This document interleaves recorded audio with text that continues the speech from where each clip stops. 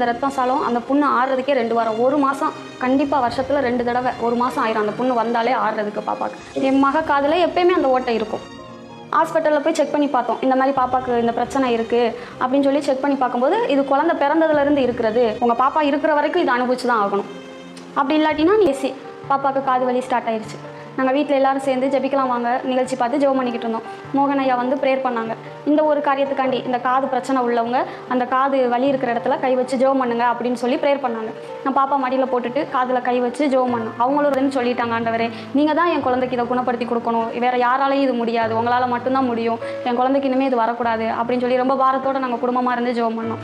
அந்த காதில் கை வச்சு நாங்கள் ஜெபம் பண்ணிக்கிட்டே இருக்கும்போது பாப்பா தூங்கிட்டான். மறுநாள் எழுந்திரிச்சு அந்த வேதனையே இல்லை குழந்தைக்கு. அவளாக எழுந்துச்சு, அம்மா நான் ஸ்கூலுக்கு கிளம்பி போகிறேன், எனக்கு அதில் எந்த வேதனையும் இல்லை அப்படின்னு சொல்லிட்டு ஸ்கூலுக்கு போயிட்டான். நான் ஸ்கூலில் போய் கூப்பிட போகும்போது அவள் நல்லா எப்பயும் போல் நார்மலாக ஸ்கூல்லேருந்து வெளில வந்தா. எனக்கு ரொம்ப சந்தோஷமாக இருந்துச்சு. இப்போ 1 வருஷம் ஆச்சு.